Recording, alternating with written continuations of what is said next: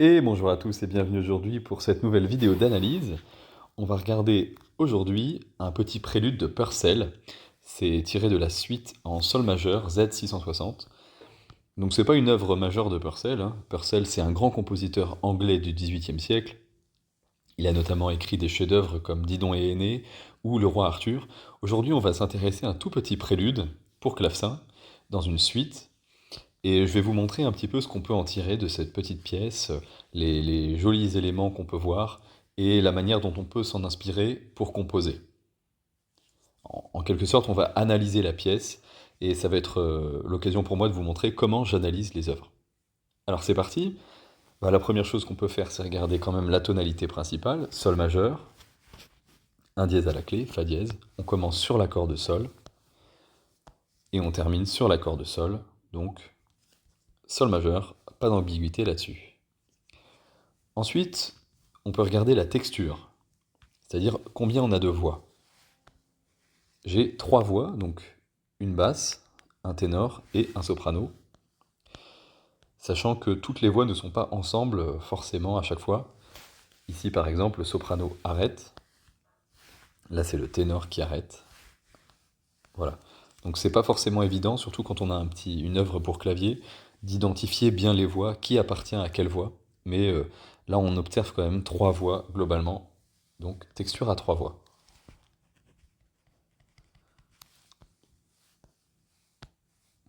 Ensuite, on va commencer l'analyse à proprement parler. On va regarder les différents motifs que je vais surligner. On a cette espèce de figuration là, mi, do, sol, mi, voilà, qu'on retrouve ici, transposée sur différents accords. Donc là, accord de sol, accord de mi, accord de do, cette fois-ci, et accord de la. Donc on a à chaque fois une transposition d'une tierce, hein, on commence sur si, puis sur sol, puis sur mi, puis sur do. Ici.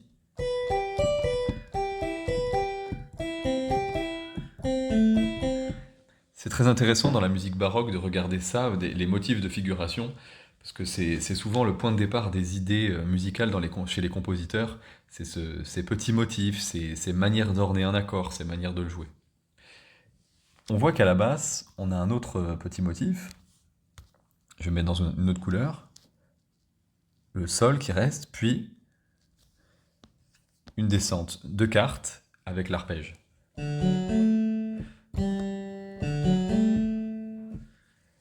Mi, si, ré, sol, do, sol, si, ré, la. Et puis, c'est la dernière fois qu'on voit cette descente de cartes. Mais on a quand même la blanche, puis l'accord avec les trois croches, donc je vais quand même surligner. Ensuite, ce qui est intéressant, c'est que on passe. Ah, on a encore un exemplaire du motif jaune ici.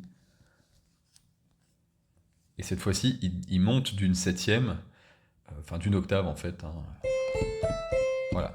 Il refait à partir de l'accord de La sur une octave au-dessus.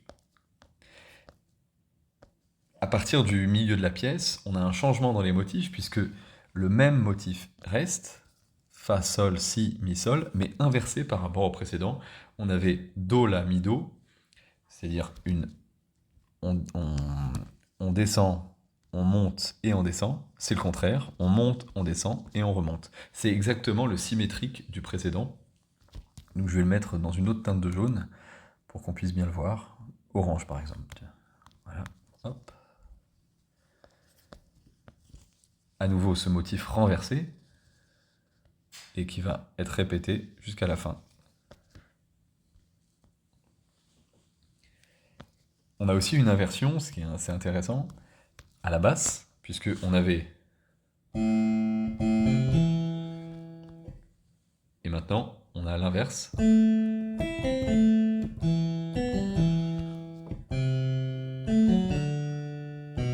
Voilà. Donc on retrouve une deuxième version de mon motif à la basse.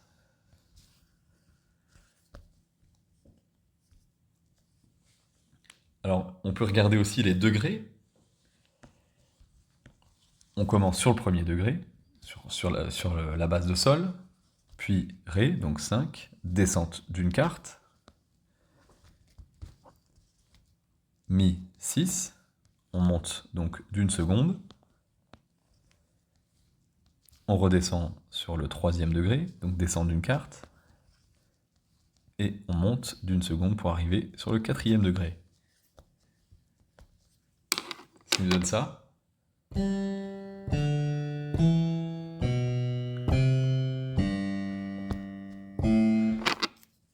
Voilà. Peut-être que vous reconnaissez la basse obstinée du canon de Pachelbel, c'est normal, c'est la même chose, c'est ce qu'on appelle une romanesca.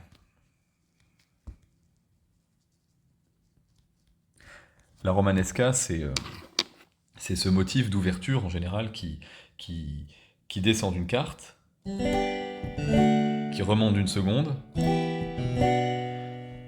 et qui descend d'une carte et compagnie. Dans le canon de Pachelbel, c'est comme ça, mais en Ré majeur.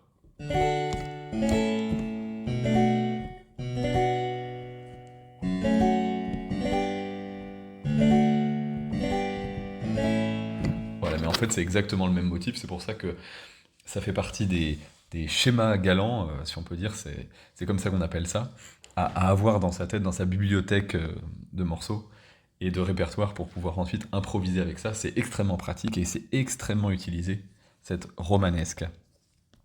Donc on arrive ensuite sur le sol, et on revient sur le deuxième degré, avant de sauter à l'octave sur le deuxième degré. Ensuite, 6, donc on descend d'une quarte, et on arrive sur Do, donc c'est le quatrième degré, qui nous fait descendre d'une tierce. Donc la romanesca s'arrête ici, on n'a plus ce motif-là.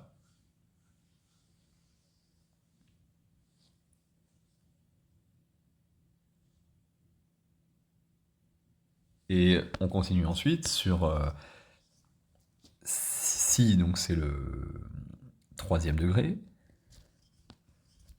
4, 5, Ré, Ré, et puis 1, donc Sol, c'est la cadence finale. Donc là-bas, ça fait ça. 3, 4, 5, 5, 1. On reconnaîtra 5, 1, la cadence de la basse, la clausula bassisans. C'est vraiment l'effet de descente de quinte qui sonne très conclusif et qui termine la plupart des morceaux.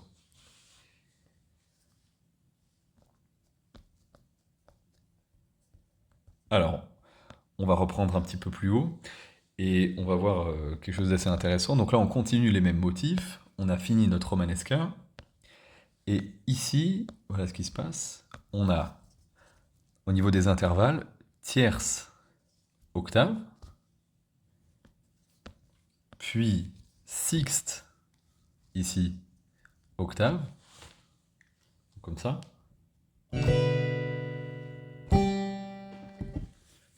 Six, quinte, qui est liée avec tierce, puis sixte. On va surtout s'intéresser à ça parce que vous allez voir. Quinte, sixte, quinte. Et cette alternance de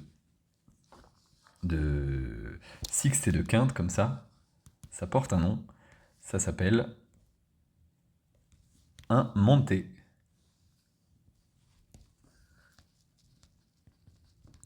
C'est un autre schéma galant qui est beaucoup utilisé. C'est l'alternance, voilà, 5-6, 5-6.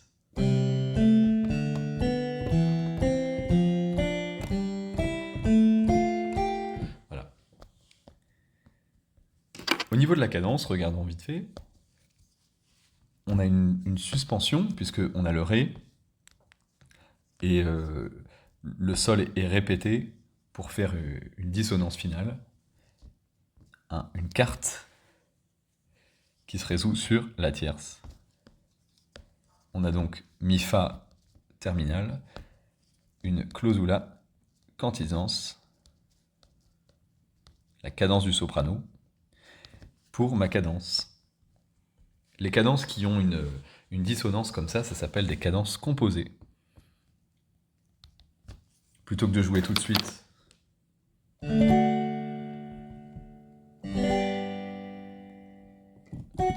Il fait comme ça.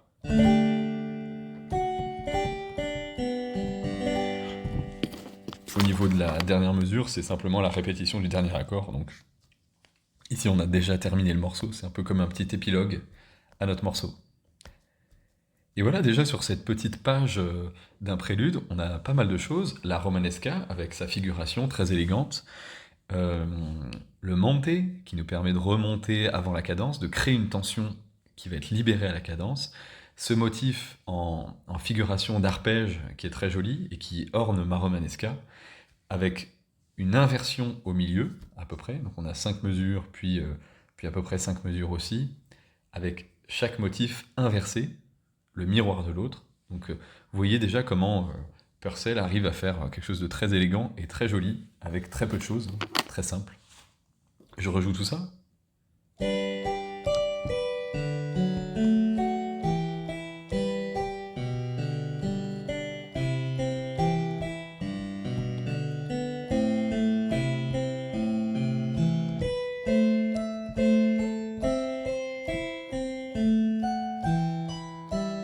Inversé.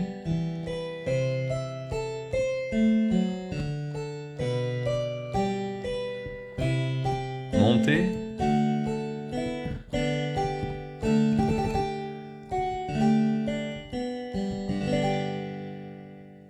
Et ma cadence composée.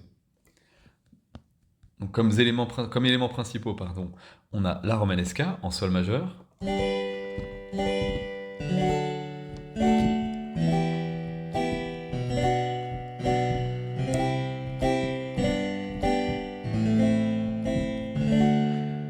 Voilà, c'est toujours pareil, c'est saut de quarte puis seconde, puis quarte puis seconde, puis quarte puis seconde. Et le monté, sixte, quinte, sixte, quinte, sixte, quinte.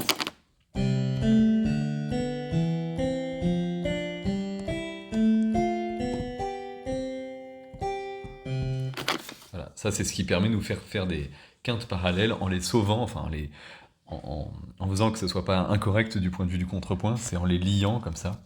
6 quinte, 6 quinte, 6 quinte, 6 quinte, 6 quinte, 6 quinte. Et enfin, comme dernier élément, ma cadence composée avec la suspension, 4, 3 et cadence. Et voilà pour ce petit prélude de Purcell. Il me semble vraiment que pour improviser et pour pouvoir composer, la première compétence à avoir, c'est la capacité de bien analyser une pièce. Et donc je vous encourage aussi à faire votre propre analyse. Vous avez vu que moi, j'utilise pas les chiffres romains, l'harmonie fonctionnelle. Ça peut être intéressant, mais là, vous voyez, ce qui me semble le plus important, c'est le schéma, c'est-à-dire les mouvements mélodiques ici, de quarte, puis de montée de seconde. Finalement, que ce soit un accord ici, par exemple, de sol, ce qui est le cas, c'est premier degré chiffré 6, techniquement, ou de si, c'est pas très important pour nous, en fait. Enfin, si, c'est quand même important, je ne dis pas que c'est pas important, mais ça, le plus important pour moi, c'est la ligne mélodique, et c'est pour ça que je ne mets pas de chiffres romains, je n'utilise pas l'harmonie fonctionnelle. En fait, ils ne l'utilisaient pas non plus à l'époque, donc pour essayer de me mettre vraiment dans la perspective des compositeurs baroques, j'utilise pas non plus.